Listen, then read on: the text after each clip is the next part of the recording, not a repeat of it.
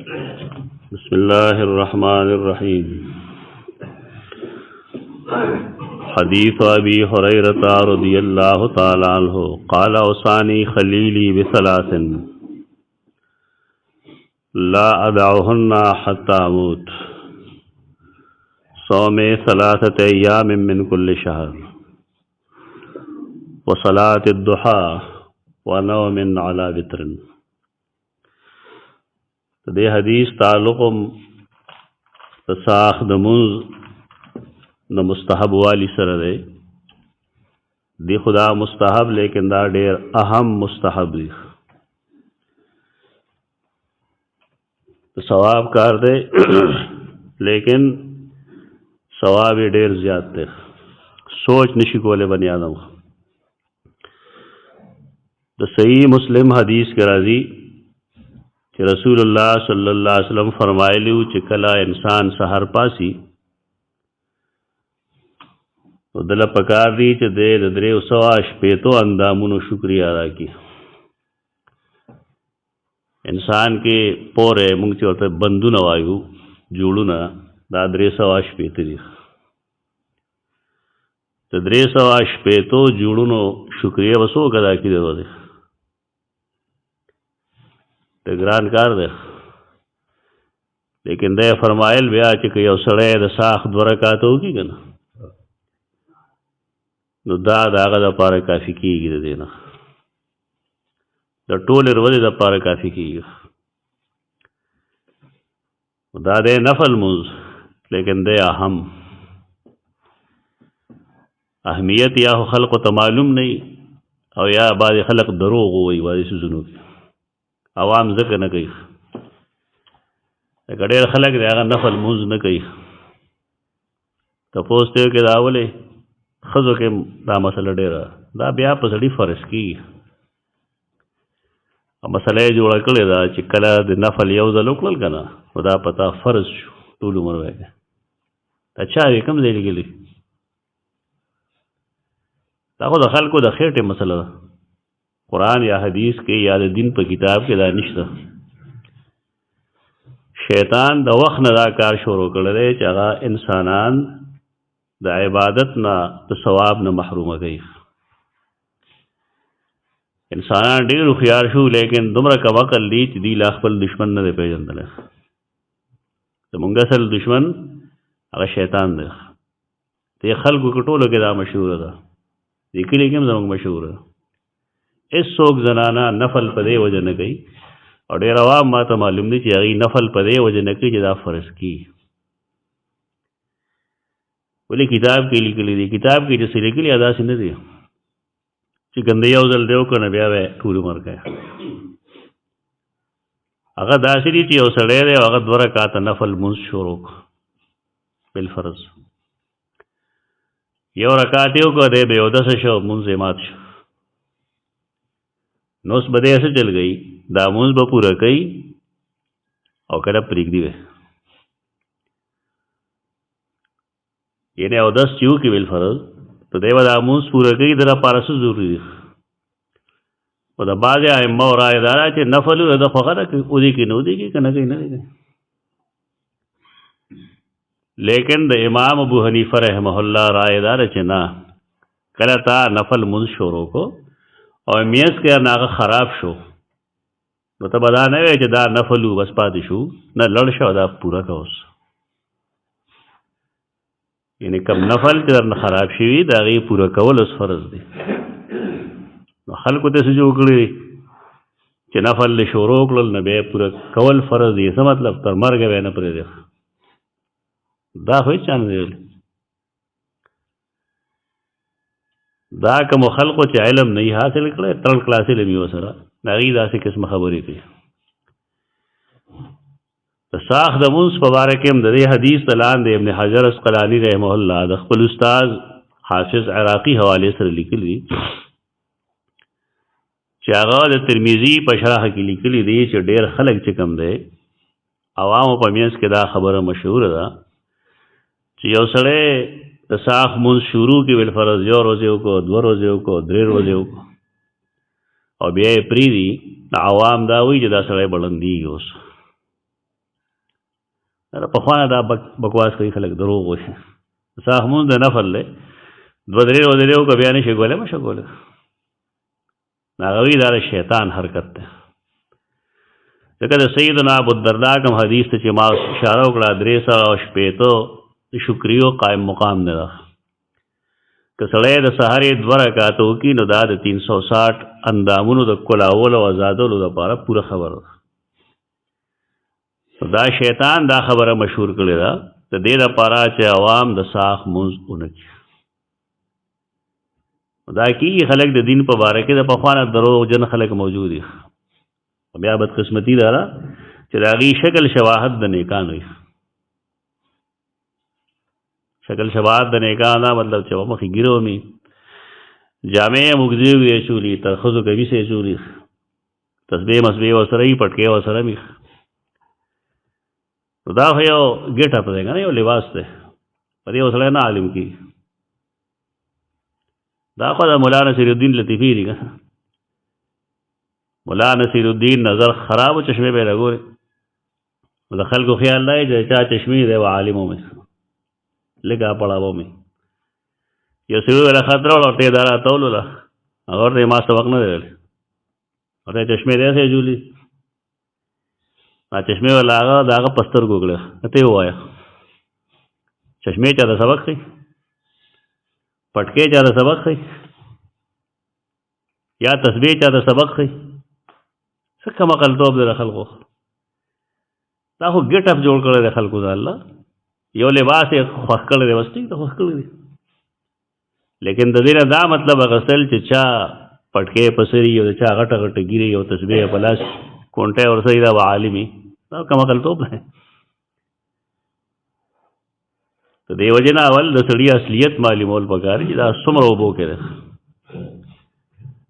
وارکیف ما تاسو ته به اوس هم ویلي نن هم دا شروع کړې دا مونځ دې ډېره زیاته فایده ده په خپل ژوند کې ته یو ورځ وکړه په ورځ به په خپل ژوند کې په انقلاب پوه شي چې ما دې ورځ کې څومره بدلون راغی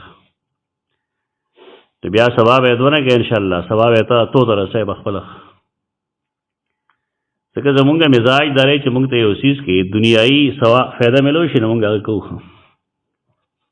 خو کوم کې چې د آخرت ثواب وي نه هغه مونږ هغې ته التفات نه کوو دا بدقسمتي ده نو بارکې دا پراپیګنډې کوي د پخوانه خلک مونځ پسې دین پسې غلطې کوي ساخ مونځ کول پکار دي پټ کول پکار دي په کور کې کول پکار دي کم از کم 2 رکعات او زیات نه زیات 3 رکعات کول پکار دي د حدیث کسی دی اس دے کہ اہمیت دا حدیث سے بیانی سیدنا ابو ہریرہ رضی اللہ تعالیٰ عنہ دے خبری کی اوصانی خلیلی تو دغه شان حکم یا دغه شان تی وصیت رسول اللہ صلی اللہ علیہ وسلم سیدنا ابو الدرداء تم کړو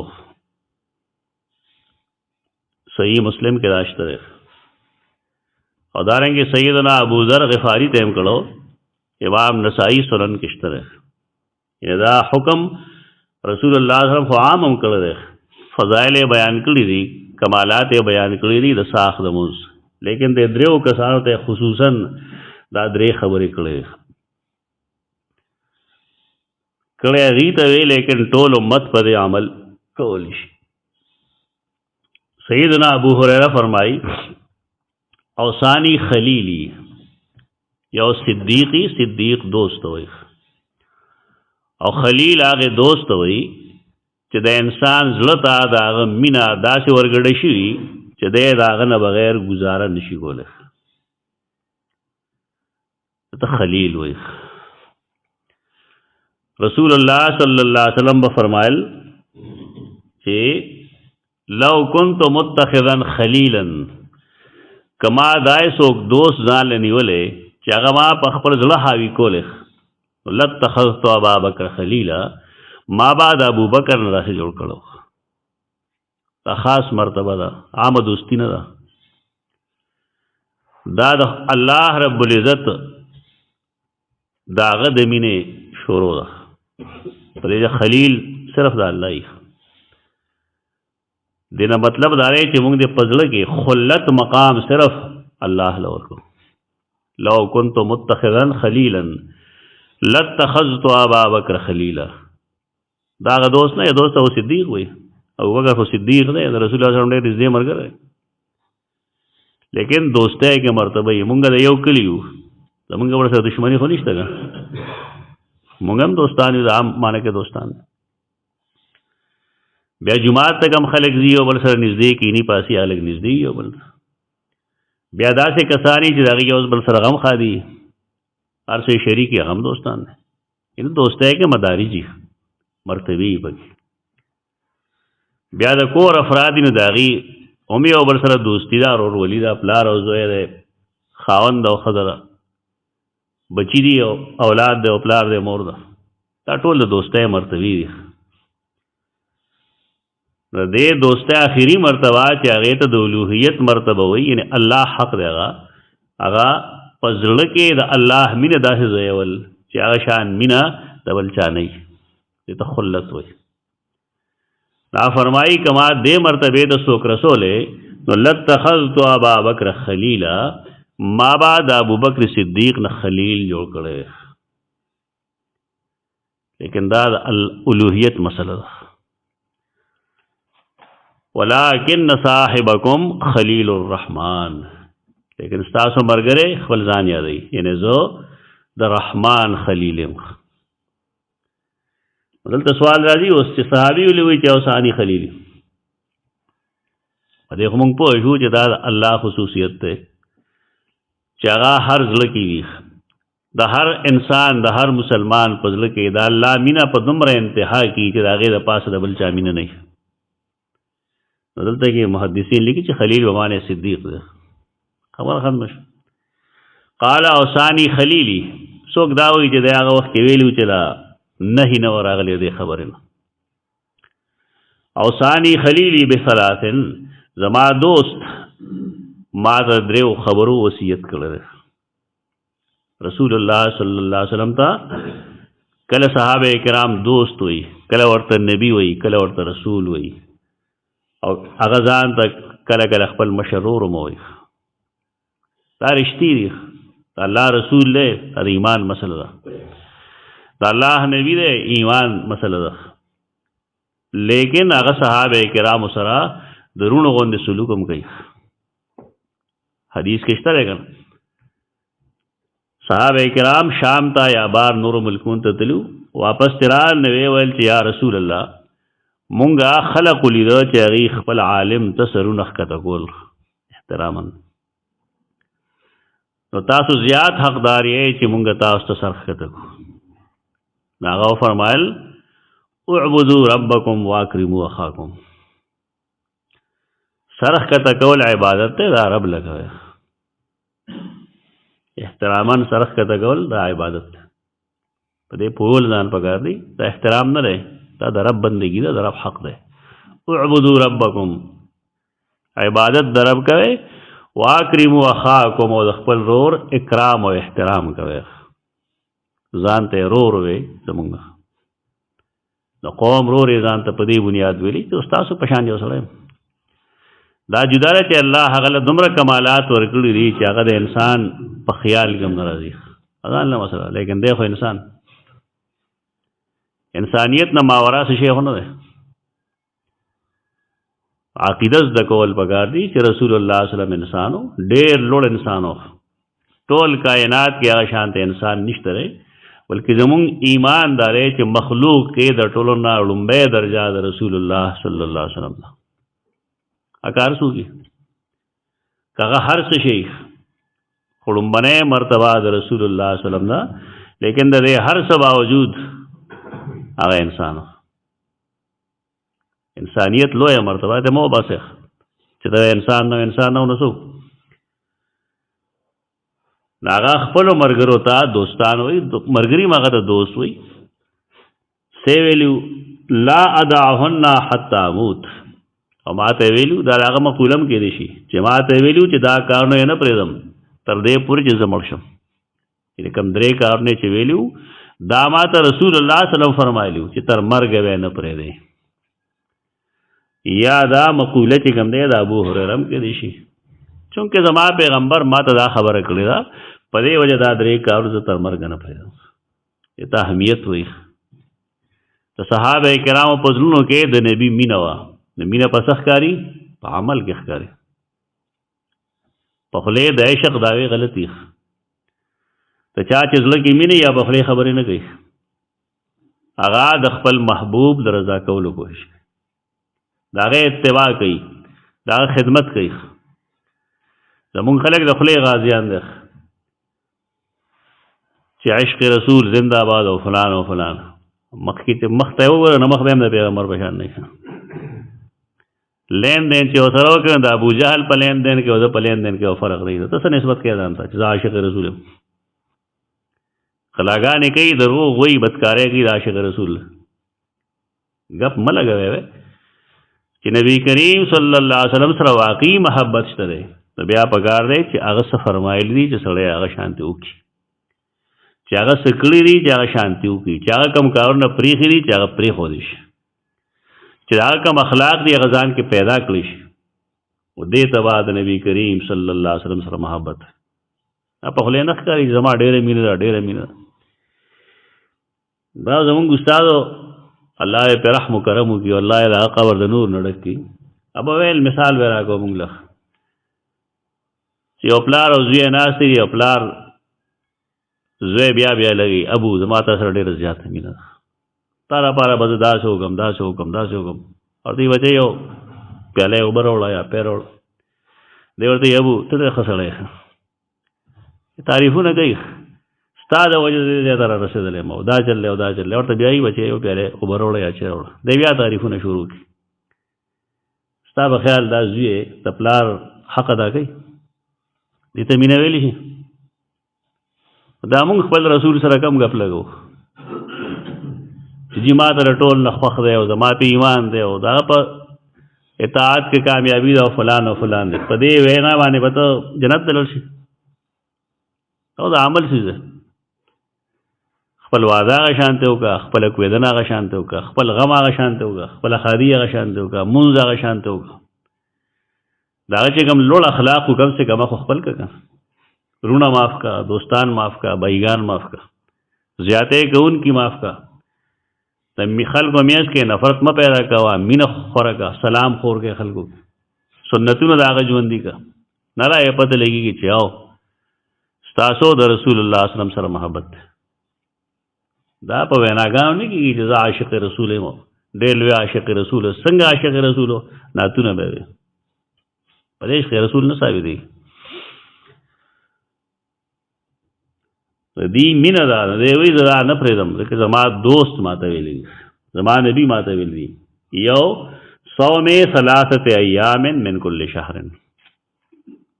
رسول الله صلی الله علیه وسلم په هر میاشت کې 3 روزې نیولې، ته ایام 20 وایي، 14 14 او 15 چې سپومې ګول کېدو ته تقریبا نږدې شي نو دغه 14 14 15 کړوان دې وروسته شي 14 15 14 16 17 فرق نه ورځي. خودي 13 14 15 دا به رسول الله صلی الله علیه وسلم هر میاشت کې نفل روزې نیوي. دا هم سنت دي کنه، ډوډۍ وخوړل وخت سنت دي. دا هم د نبی کریم صلی الله علیه وسلم دایمي عمل دی. د هر ګل په ورځ به هم روژه وه، حساب کوئ هر ګل په ورځ به هم روژه وه. ولې تپوس وکړی شه نه هغه په دې ورځ پیدا شوی وم. زمونږ خلک خو جلوسونه وباسي که نه، عید میلاد جلوس دی، جلوس نه روژه ونیسه، نخرې پخرې یې جوړې کړې. په دې ورځ رسول الله صلی الله علیه وسلم پیدا شوی او نه عید میلاد النبي مناوئ، جلوسونه کوي. خلکو ته دین وښایئ چې نه دې روز باندې د هغه طریقه څه وه، روژه نیول. چا یې تپوس کړی د ګل په ورځ روژه نیسي، نو هغه یې په دې وجه نیسم چې په دې ورځ پیدا کړی شوی وم، په دې ورځ نبي کړی شوی وم، نبوت هم ما ته د ګل په ورځ میلاو شوی. د هر زیارت په ورځ به یې روژه وه. د هغې تپوس وکړی شه، نو هغه ویل چې په زیارت په ورځ باندې الله ته د هفتې کارکردګي پیش کېږي. رسولي انسانانو چې څه کړي نو د هفتې کارروایي چې کوم ده کارګزاري نو دا پیش کېږي د زیارت په ورځ. زه غواړم دا چې زما اعمال دی زما کارګزاري دی په داسې وخت کې پیش کړی شي چې زما د روژې په میاشت کې څو زیاده راځي 4 څو ګل نو راځي 4 اته شو او 3 ایامې 20 شو 11 ورځې روژه شوه په هغه میاشت دا سنت چاته معلوم دی کنه صرف خېټه ډکول خلکو ته معلوم دی دا سنتونه دي مونږه د خپل نبی نه ډېر لرې تللي یو مونږ ته پته نشته دی چې زموږ نبي څه دا ټیک دا نفل عمل دی لیکن که دا هم نه وی نه به ولې کولی دا دی وی صوم 3 ایام فی کل شهر دا ایام بیزو دا به زه نه پرېږدم ځکه ما ته رسول الله صلی الله علیه وسلم ویلي چې نیسه وصلات الضحى او د ساخ مز د صحیح مسلم روایت کې راځي ورکعت الضحى د ضحى 2 رکعات تا ونه پرېږدم تاسو هم نه عهد وکړئ نه به پرېږدو کوئ دې کې څه مسله خو نشته وخت نه لګي سر نه د دې ځای نه چې تاسو کور ته راسئ د ساخ ټایم به تقریبا شروع شوي د چای نه وروسته وکړئ بس هېڅ خو څه شته نه اودس کول وی اودس کول چې یو سړي ته د 360 سیزونو اجر ملاویږي نه هغې دپاره اودس کول صحیح چای لږه وروسته وکړه یا که تا بالفرض وختي 3 بجې پاڅېدلی اودس دې دروند دی اودس مات کړه اوبه شته دی اوبه وکړه اودس وکړه چې هغې پسې اوس یو سړی چې عبادت کوي نو هغې ته بانې نه کوي هغې ته چل جوړ کړي چې دا په کومه طریقه باندې کوم 200 کارونه دي د هغې پخوا چې به لښتو کې کار کوو تاسو زمیندار یې که او د اوبو نمبر به مشن اوبه بیا په کومه راوستی په پردي سادي نه که نه هغې ته وله میاشت کې کنده وکنهسته زه مطلب د خبرې دا چې مونږ په دنیایي څیزونو ډېر ښه پوهېږو خو د دین په کار باندې بانه به دا کوو چې څه طریقې باندې به ځان دی نو بس دا رویه درست نه ده دا د نبي کریم وسلم طریقه ده دا کول به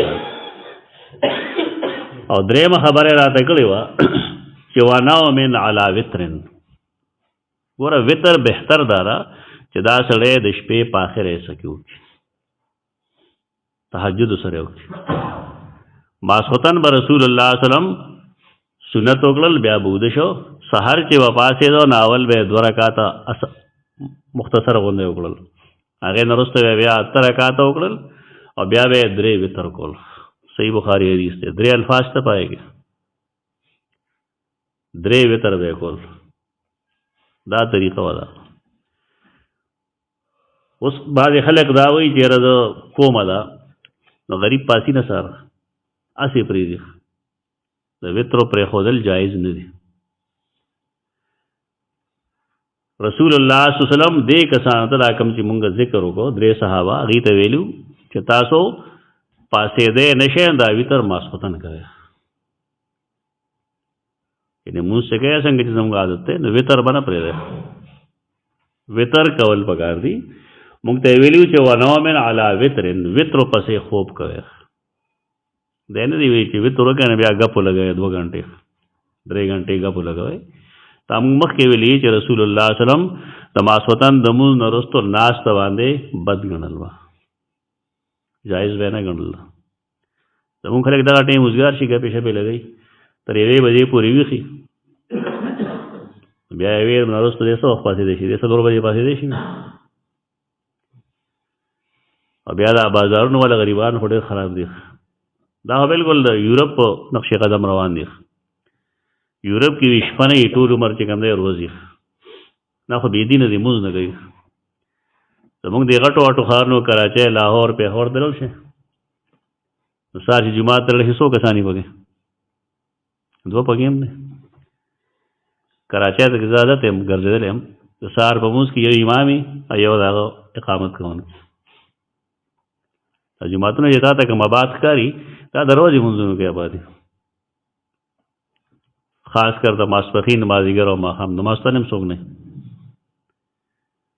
دا مونږ د یورپ په اتباع کې دې ته ورسېدو د خپل رسول حکم مونږ پرېښوده چا وی چې عرب هم اوس داسې شوي دې طرف ته هغې هم روان شوي جایز نه دی د سار مونځ ولې پاتې شي د سړي نه؟ بار کیف د حدیث کې د صلات الضحى افضلیت ویلو دا 2 رکعات ور نه خو کول پکار دي. اقول قولي هذا استغفر الله رب العالمين.